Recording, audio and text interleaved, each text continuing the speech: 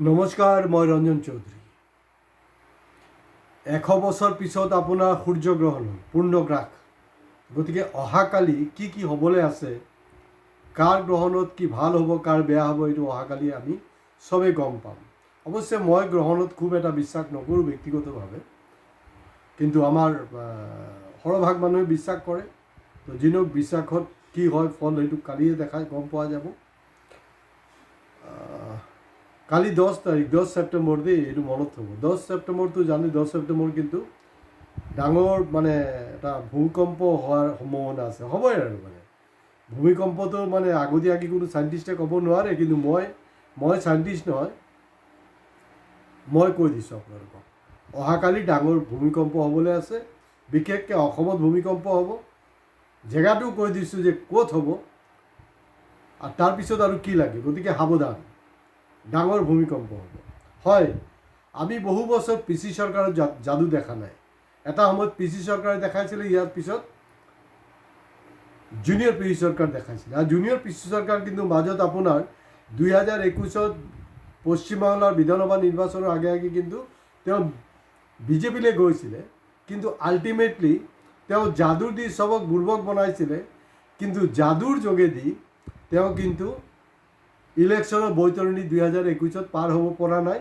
আৰু যাদু কৰি কিন্তু কোনোবাই ইলেকশ্যন কিন্তু বৈতৰণি পাৰ হ'ব নোৱাৰে, কাৰণ জুনিয়ৰ পিচি চৰকাৰ ফ্লপ। যিজন জুনিয়ৰ পিচি চৰকাৰে আপোনাৰ তাজমহলক আপোনাক গায়ব কৰি দিয়ে দিন দুপৰতে, তো এওঁ কিন্তু আল্টিমেটলি হোৱা নাই। তো আপোনালোকে আমাৰ সচেতন সজাগ আমাৰ দৰ্শক, আমাৰ ভিউৱাৰ্ছ, আমাৰ ছাবস্ক্ৰাইবাৰ নিশ্চয় ইতিমধ্যে অলপ হয়তো উমান পাইছে মই কি ক'বলৈ খুজি আছোঁ। তো 10 ছেপ্টেম্বৰ, কাৰণ এই যে আপোনাৰ 100 বছৰ পিছত যে আপোনাৰ হ'ল, এই পূৰ্ণগ্ৰাস গ্ৰহণ যোনটো হ'ল, তো তাত হেৰি ভাল। তাৰমানে কোন জেলত কালি যাব, কোন জেলত নাযায়, কাৰ কালি 10 ছেপ্টেম্বৰত মন্ত্ৰিত্ব গুচি যাব। মন্ত্ৰিত্ব আপোনালোকে ইতিমধ্যে নিশ্চয় গম পাইছে, মই মুখ্যমন্ত্ৰিত্ব পদৰ কথা কৈছোঁ, হিমন্ত বিশ্ব শৰ্মা ডাঙৰীয়াৰ কথা কৈ আছোঁ। তো তেওঁৰ হাতত দুটাই অপশ্যন আছে। ইমান দিন যে ফুল ধৰি মাৰি আছিলে, 10 ছেপ্টেম্বৰ ডাঙৰ কিবা এটা ডাঙৰ কি জেলত পুতিব লাগিব, বেলেগতো আৰু কোনো কথাই নাই।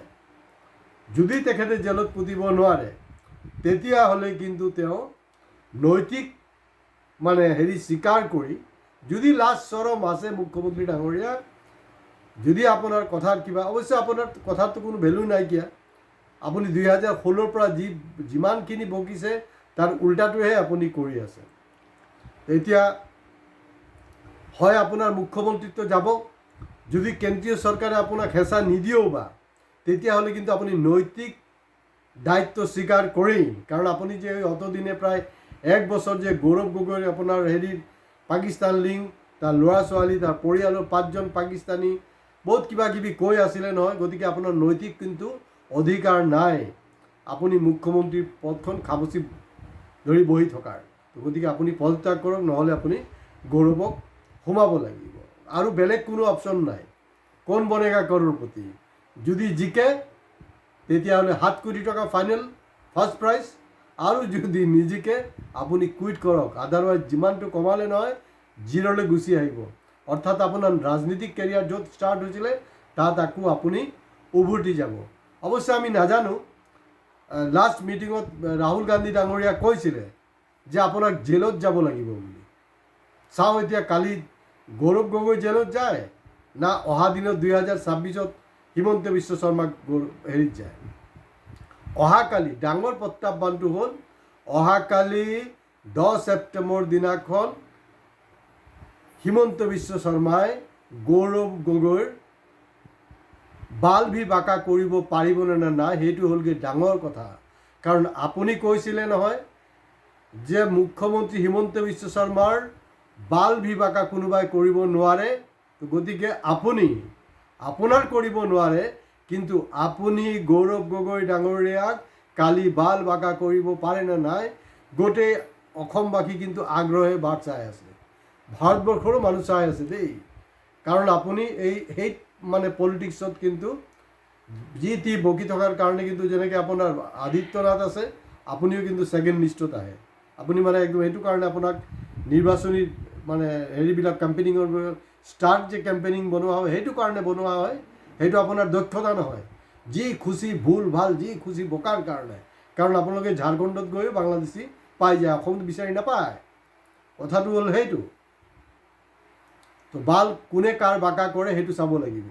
কিন্তু ইয়াত আৰু এটা গুৰুত্বপূৰ্ণ বিষয় হ'ল নিয়া, যোনটো নেশ্যনেল ইনভেষ্টিগেশ্যন এজেঞ্চি মানে কেন্দ্ৰীয় চৰকাৰৰ অধীনত, তেওঁলোকে ইতিমধ্যে এটা প্ৰচাৰ চলাইছে, অকল নিয়া বুলি নহয় বিভিন্ন চৰকাৰী এজেঞ্চিবিলাকত, যে ফৰেন ফাণ্ডিঙৰ যোগেদি কিছুমান মানুহে কিছুমান সংগঠনে দেশত এটা অৰাজক পৰিস্থিতি সৃষ্টি কৰিব বিচাৰি আছে। তো নিয়াক সেই ক্ষেত্ৰত আপোনালোকে সেইটো লিষ্টতো ফাৰ্ষ্ট লিষ্টতে হিমন্ত বিশ্ব শৰ্মাৰ নাম আহিব লাগে। আপোনালোকে এতিয়ালৈকে হিমন্ত বিশ্ব শৰ্মাৰ ওপৰত একশ্যন কেলৈ লোৱা নাই? অসম তথা দেশখনক আটাইতকৈ বেছি যদি কোনোবা যোৱা সময়ছোৱাত অস্থিৰ কৰিছে সেয়া হ'লগৈ হিমন্ত বিশ্ব শৰ্মা ডাঙৰীয়া। কিন্তু আমি কি হ'ব, আমাৰ কি হ'ব, আমি চাম যে পিছত হয়তো ঘূৰাই পকাই গৌৰৱ গগৈক জেলত ভৰোৱা হ'ব নিয়াৰ। কাৰণ হিমন্ত বিশ্ব শৰ্মাই একো কৰিব নোৱাৰে, নিয়াৰ যোগেদি সেইটো কৰিব। আৰু তেখেত যাতে 2026 ইলেকশ্যন কেম্পেইনিঙত থাকিব নোৱাৰে, তেখেতৰ কাৰণ তেওঁৰ শাৰীৰিক প্ৰেজেঞ্চ থকাটো খুব জৰুৰী হয়, সেইটো যদি কৰিব নোৱাৰে তাৰ কাৰণে কিন্তু এটা চক্ৰান্ত চলি আছে। এতিয়া মনত পেলাওকচোন, যেতিয়া কা আন্দোলন হৈছিলে, কা আন্দোলনৰ সময়ত শ্বাহিনবাগৰ গোটেই বিশ্ব কঁপোৱা যি প্ৰতিবাদী সভা যি হৈছিলে, ধাৰাবাহিক প্ৰতিবাদ হৈছিলে, ক'ভিডৰ সময়ছোৱাতো তেওঁলোকৰ প্ৰতিবাদ অব্যাহত ৰাখিছিলে।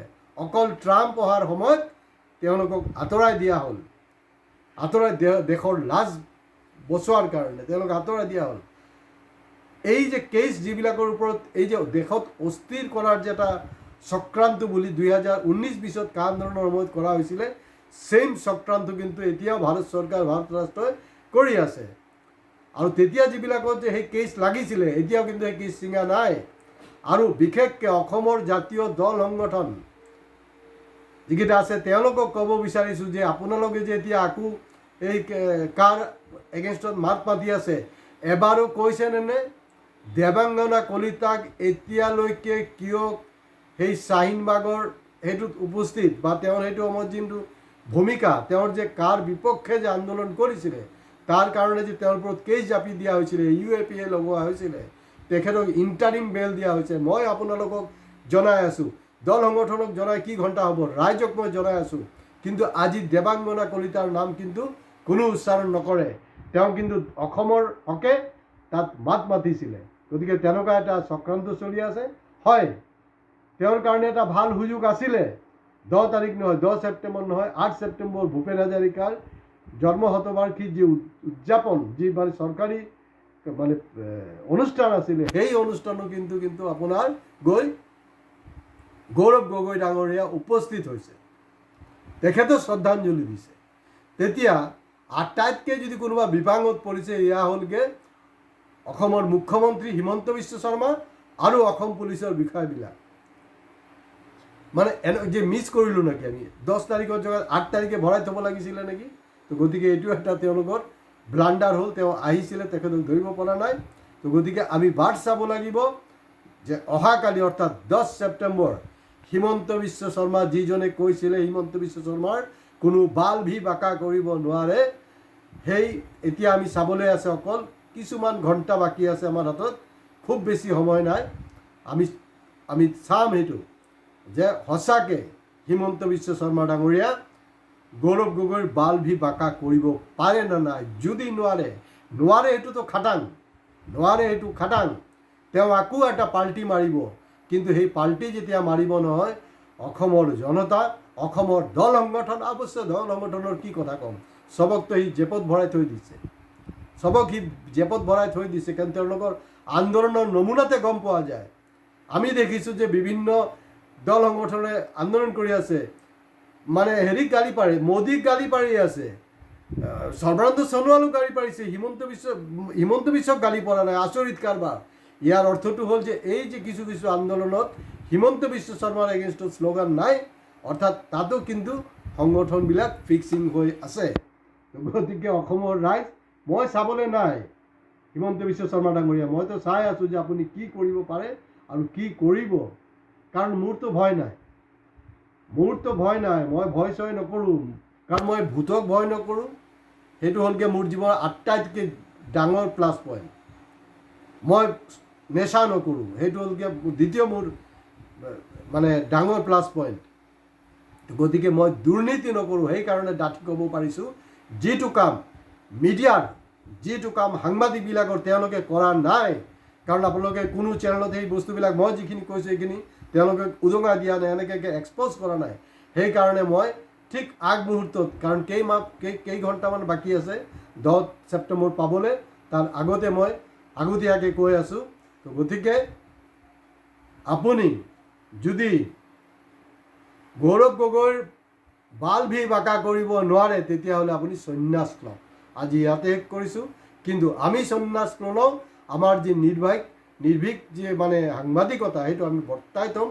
আৰু ভিউৱাৰ্ছবিলাকক ৰিকুৱেষ্ট, আপোনালোকে এই ভিডিঅ' ভাল লাগিলে শ্বেয়াৰ কৰিব, হয় আপোনালোকে ছাবস্ক্ৰাইব কৰিবলৈ কোনো ধৰণৰ কৃপণালি নকৰিব। নমস্কাৰ।